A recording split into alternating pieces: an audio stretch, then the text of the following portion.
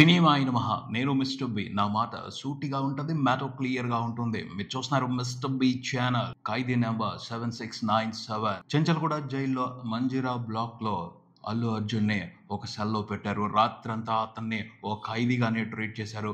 ఓ ఖైదీగానే సెల్లో బంధించి పెట్టారు. అండర్ ట్రయల్ ఖైదీగా చెంచల్గూడ జైల్లో ఉన్నాడు అల్లు అర్జున్. ఇది వాళ్ళు కోరుకుంది. పంతం నెగ్గించుకున్నారు మొత్తానికి. శుక్రవారం నాడు హడావిడిగా అరెస్ట్ చేసినప్పుడే అర్థమైంది ఖచ్చితంగా రిమాండ్ కు పంపిస్తారు, 2 రోజులు జైల్లో ఉంచడానికే ప్లాన్ జరిగింది అని. అనుకున్న పథకం పూర్తిగా పారలేదు.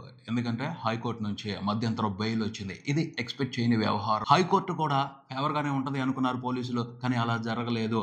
అందుకని ఎట్లాగైనా సరే ఒక్క రోజైనా సరే జైల్లో ఉంచి పంపించాలి అనుకున్నారు. దానికి తగ్గట్టుగానే పావులు కదిపారు. ప్లాన్ ని పక్కాగా పకడ్బందీగా అమలు చేశారు. అల్లు అర్జున్ ని ఒక రాత్రంతా జైల్లో ఉంచి ఖైదీగానే విడుదల చేశారు.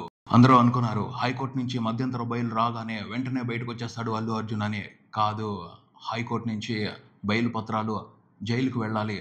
అక్కడ సూపరింటెండెంట్ కంప్లీట్ గా వాటన్నిటిని చెక్ చేసి ఆ తర్వాత ఫార్మాలిటీస్ కంప్లీట్ చేసి అప్పుడు ఖైదీని బయటకు వదలాలి. డిసెంబర్ 13 శుక్రవారం మధ్యాహ్నం 12 గంటల నుంచి మొత్తంగా జరిగింది ఇదే. ఏదో రకంగా అల్లు అర్జున్ ని జైల్లో ఉంచాలి.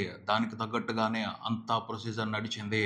గబగబా అరెస్ట్ చేయటం, గబగబా గాంధీ హాస్పిటల్కి తీసుకువెళ్ళటం, గబగబా నాంపల్లి కోర్టులో హాజరుపరచడం, అక్కడ హీరింగ్ ని ఫాస్ట్ గా కంప్లీట్ చేసి అక్కడి నుంచి ఫాస్ట్ గా చెంచల్గూడ జైలుకి అల్లు అర్జున్ ని తీసుకువెళ్ళిపోవటం, ఇదంతా కూడా ఒక ప్రాసెస్ ప్రకారమే జరిగింది. అనుకున్న ప్లాన్ ప్రకారమే జరిగింది. అల్లు అర్జున్ అరెస్ట్ గురించి దేశవ్యాప్తంగా చాలా మంది మాట్లాడుతున్నారు. నేషనల్ మీడియా కూడా మాట్లాడుతుంది. ఈ విషయంలో అల్లు అర్జున్ సూపర్ స్టార్ అయ్యాడు అని స్ట్రాంగ్ గా చెప్తుంది. కాంగ్రెస్ నాయకులు కూడా కొంతమంది చెప్తున్నారు ఈ రకంగా అరెస్ట్ అవసరం లేదు, వేరే రకమైన ప్రొసీజర్ ఉంది, దాని ప్రకారం చాలా స్మూత్ గా వ్యవహారాన్ని హ్యాండిల్ చేసి ఉండొచ్చు. కాదు, కావాలని కక్ష కొద్దే ఇలా చేశారు అని కొంతమంది కాంగ్రెస్ నాయకులే మాట్లాడుతూ ఉండటం విషయంలో ఉన్న తీవ్రతని, కక్షపూరితమైన వ్యవహారాన్ని అర్థం చేసుకోవచ్చు. కాకపోతే వాళ్ళు తెలుగు స్టేట్స్ లో ఉన్న కాంగ్రెస్ నాయకులు కాదు, వేరే స్టేట్స్ లో ఉన్న కాంగ్రెస్ నాయకులు. ఎందుకు అల్లు అర్జున్ కి 7697 అనే ఖైదీ నెంబర్ ఇచ్చారు? బెయిల్ ఇచ్చిన తర్వాత కూడా ఎందుకు నెంబర్ ని అలాట్ చేశారు అంటే, కోర్టు రిమాండ్ చేసిన తర్వాత అక్యూజ్డ్ అతన్ని జైలుకు తీసుకొచ్చిన తర్వాత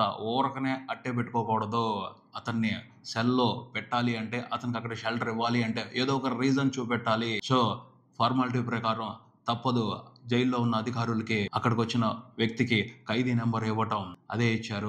ఆ పైన ఫార్మాలిటీ ప్రకారమే ఒక సెల్ కేటాయించి అందులోనే అల్లు అర్జున్ ని రాత్రి మొత్తం ఉంచారు. ఈవినింగ్ 5 లోపులే విడుదల చేయాలి ఖైదీల్ని. ఆ తర్వాత ఎర్లీ మార్నింగ్ 7, 8 తర్వాతే విడుదల చేస్తారు. ఈ లోపు రూల్స్ ఒప్పుకోవు ఎప్పుడంటే అప్పుడు ఖైదీల్ని జైలు నుంచి బయటకు వదలటానికి. అందుకనే చాలా ఫాస్ట్ గా తీసుకువెళ్లేసి చర్లపల్లి జైల్లో సబ్మిట్ చేసేశారు. చిక్కడపల్లి పోలీసులు. నాంపల్లి కోర్టు రిమాండ్ విధించిన వెంటనే క్లియర్ గా ఉద్దేశం అర్థమవుతుంది. ఎట్లా అయినా సరే జైల్లో ఉంచాలి.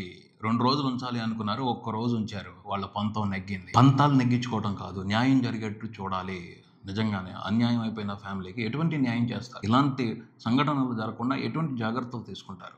వాటి మీద ఫోకస్ చేయాలి. ఎకపోయినా సంధ్యా థియేటర్ దగ్గర తొక్కిసలాట కేసుకు సంబంధించి చాలా మంది నిందితులు ఉన్నారు. కానీ అల్లు అర్జున్ మీద ఇంత తీవ్రంగా వ్యవహరించడానికి సంబంధించి మాత్రం కక్షపూరితమైన ఉద్దేశాలు కనిపిస్తున్నాయి క్లియర్ గా. ప్రతి విశ్లేషణలోనూ ఒక్కటే కనపడుతుంది, కావాలని చేశారు, కావాలని ఇదంతా జరిగింది, కక్షపూరితంగానే జరిగింది అని. దాన్ని బట్టి అర్థం చేసుకోవాలి జరిగిన మ్యాటర్ లో సీరియస్నెస్ ఎంతో, న్యాయం కోసం ఆరాటం ఎంతో. ప్రొసీజర్ ప్రకారం పిలిస్తే ఎందుకు ఫాలో అవడు అల్లు అర్జున్? అంత బలవంతంగా, అంత హడావుడిగా అరెస్ట్ చేయాల్సిన అవసరం ఏమొచ్చింది? కావాలనే ఒక పథకం ప్రకారమే చేశారు. ఇది క్లియర్ గా అర్థం అవుతుంది. మొత్తానికి అల్లు అర్జున్ అయితే బయటకు వచ్చాడు. ఉంచలేరు కదా, హైకోర్టు మధ్యంతర బెయిల్ ఇచ్చిన తర్వాత ఉంచలేరు. ఇక్కడ నుంచి అంతా న్యాయపరంగానే జరుగుతాయి. చూడాలి ఈ కేసుకు సంబంధించి తర్వాత పరిణామాలు ఎలా ఉంటాయో. ఇది ఇక్కడికి. మరో వీడియోతో మళ్ళీ కలుద్దాం. ఈ వీడియో మీకు నచ్చితే లైక్ చేయండి, మీ ఫ్రెండ్స్ తో షేర్ చేసుకోండి, మీ అభిప్రాయాన్ని కామెంట్ చేయండి, ఈ ఛానల్ ని సబ్స్క్రైబ్ చేయండి. నేను mister B. Keep watching mister B channel. Thank you.